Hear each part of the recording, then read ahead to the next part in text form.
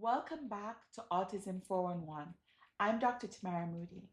So, one of the things that you're going to see with these podcasts, some topics are going to be 30 minutes long, some are going to be 10 minutes long. For me, it's about what I'm feeling, what I want to share, what is important to be said, because it doesn't matter how long these podcasts is as long as my message is getting across to you. Your feedback does count. So when you do listen, leave a feedback in the link because I truly appreciate it. If there's a topic you'd love for me to talk about in the future too, I would love for you to be able to share that with me. You can always follow me on our social media, www.sfacs.org, or you could Google South Florida Autism Charter School. You can find my email there, or you could simply just call the school and say, hey, I listened to Dr. Moody and I would love to give her a topic idea. I am on TikTok, I am on Instagram, Facebook, and YouTube and LinkedIn. I'd love to hear from you and get your feedback. So let's talk about today's topic. Today's episode may be one of the hardest conversation we're going to have so far. It's a conversation about grief. Not because your child has autism, but because sometimes parents quickly grieve the future they imagine, and that's okay. I grieve the future that I imagine with my children. I thought my son would become a pilot, but that doesn't look like that's where he's going to go.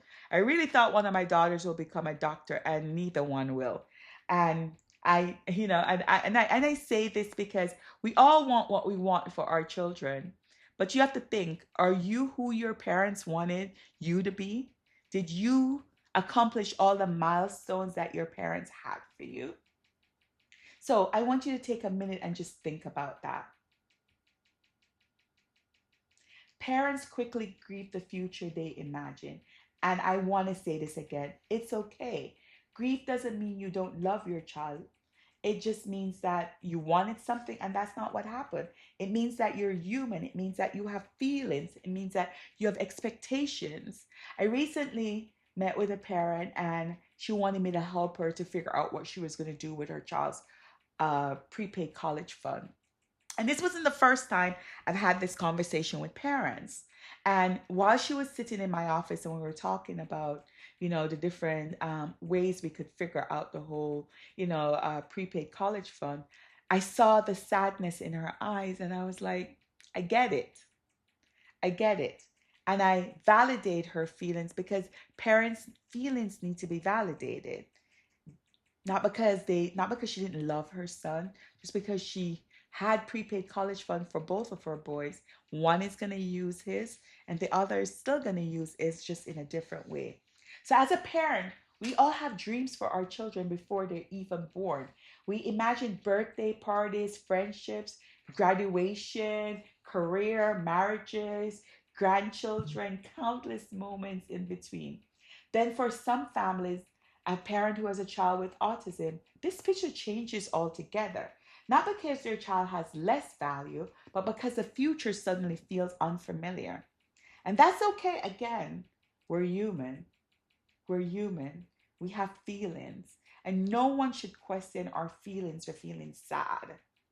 Today, I want to tell you that it's okay to acknowledge these feelings. And it's also okay to discover that your child's future can still be filled with purpose, joy, and hope. A story that changed my mind. Early in my career, a mom sat in my office and cried. She said, I don't know if my son will ever say mom. I don't know if he'll ever go to the prom. I don't know if he'll ever get married. I don't know what his future looks like. And I remember saying to her, well, I don't know what his future looks like as well. But what I can guarantee you, your son is at South Florida Autism Charter School. I can guarantee you that I am going to give him the same experiences, if not better, that his neurotypical brother is going to experience. I may not be able to promise marriage, but he's going to go to the prom. I may not be able to promise that he's going to have children, but he's going to have friends.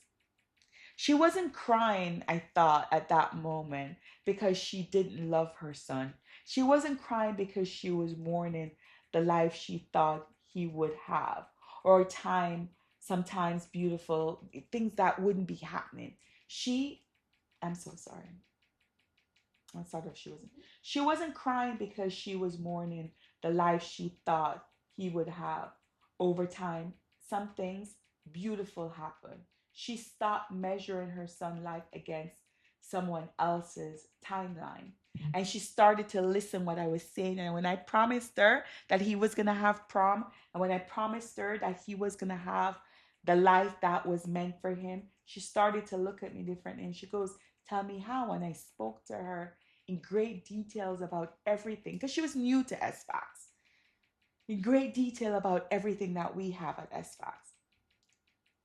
What I taught her was, instead of just being so sad, let us all together as a group celebrate his victory, celebrate his uniqueness, celebrate his friendship, celebrate his unconditional love. The first time he made eye contact, the first time he communicated what he wanted, the first successful community outing, the first independent skill. Her definition of success began to change, and as it changed, her grief slowly made room for joy. That's all I ever want for our student at SFAX. That's all I ever want for our autism community.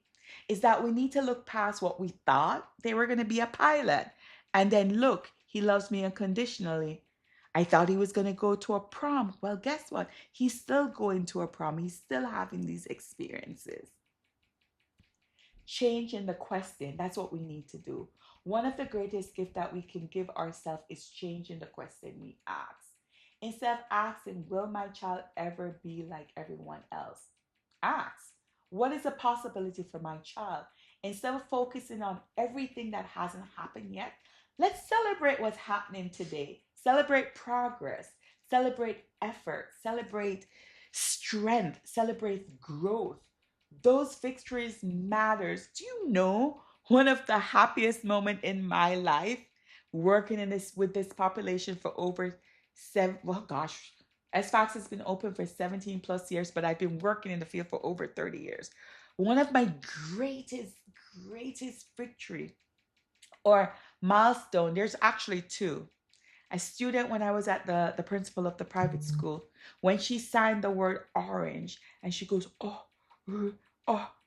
And for me, that was like, oh my God, she's talking.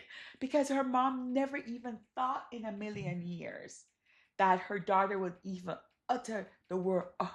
She was making these verbal approximation. That was a victory for me. And that was a victory for her mom. She never did get words to that it was understandable, but she had a way to communicate, and that was a victory that even to this day I tell that story because you had to be there to feel the pride that I felt that I was able to teach her the sign language to say orange. Another one that we celebrate as a school on a daily basis is when our kids go to the party for the first time. As a school, we make such a big deal. We make the announcement, they get a certificate, they get a bell to ring, and we do the most. We do the most at SFAX. Yeah, we just believe that we need to celebrate those victories. And if nothing else come out of this episode is to tell parents that there's victories. And if you truly look, because every milestone, no matter how big or small, is evidence that your child is moving forward on their own journey, just like their brother and sister. So the future still exists. The future may not look exactly the way you imagine, but it can still be meaningful. It can still be joyful. It can still be filled with friendships. Oh my goodness, friendships, purpose, independence, laughter, and love. As someone who has worked with this individual with autism for nearly 3 decades, I have had the privilege of watching children grow into teenagers. Teenagers become adults, and adults become accomplished. Things that many people once thought that it was like impossible. I have a student now that is working at a Home Depot. I have another student now that is volunteering, actually two in the front office of our school.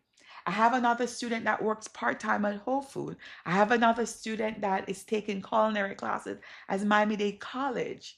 And the list goes on. And I can tell you, I have students that never in a million years their parents thought they would speak, and they speak like you and I. I call them chatterbox, you know, and those are big accomplishments. I've learned never to underestimate what tomorrow can bring. Hope doesn't disappear with diagnosis. Sometimes it's simple change the direction. And sometimes it grows into something even more beautiful than we first imagined. Our kids, oh gosh, I keep on saying this and I won't stop saying this. They can do more than you think. And if you believe, you can really see it too. I'm here for it. Couple more episodes to come, you're going to hear me talk about what I know our kids are capable of doing. You're going to hear me acknowledge and validate your feelings, because this episode is not to say you shouldn't feel grief. This episode is not to say you shouldn't feel sadness. This episode is to say that, guess what? Your child is human. You are human. And they're going to be the best that they can be with the assistant that you are giving them. And I know if you're a parent of a child with autism, you're making sacrifices already.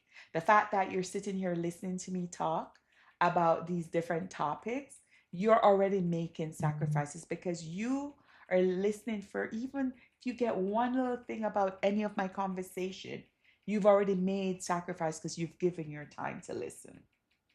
If you're a parent, a caregiver, a teacher listening today, I want you to hear this. You don't have to pretend that the journey hasn't been easy. You don't have to feel guilty for the emotion that you experience or you're experiencing now. But don't let grief become the place where your story ends. I'm going to say this again. It becomes the place where your story ends. Allow it to become the place where your story begins.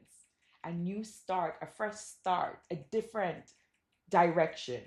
Because your child never mean or meant to become someone else's definition of success.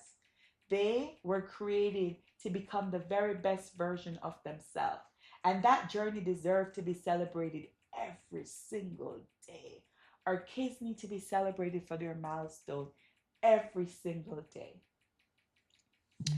Autism 411 minute. Before we end today's episode, here is your 411 minute. Don't compare your child's journey to anyone else's. Not his brother, not his sister, not his cousin, not the neighbor, not the stepchildren, no one else. Celebrate the first word. Celebrate the first friend. Celebrate the first independent meal. Celebrate the first job. Celebrate every step forward. Celebrate the first word, the first sign, the first text that's given to you, the first time they use their augmentative device by themselves, the first time they come out of the car, close the door, and give you that puppy dog eye that's saying, "Bye, mom, I love you." Progress is still progress. And I hope growth every time we choose to celebrate. And I hope grows every time we choose to celebrate what our children can do instead of focusing only on what they cannot do. Your child's story was never meant to look exactly like anyone else's. My story is not like anyone else's. Your story is not like anyone else's. Imagine your parents comparing you and your siblings. Your child's story was never, ever, ever, ever meant to look like everyone else's. And that's okay, because different does not mean less. It simply means different. This has been your Autism 411 minute. Stay informed, stay hopeful, and remember, every child deserves to be celebrated for who they are, not who they were expected to be. The goal isn't to let go of hope, it's to redefine it. I'm going to say that one last time. The goal isn't to let go of hope, it's to redefine it. I will see you next week for Autism 411. I am Dr. Tamara Moody. Until then.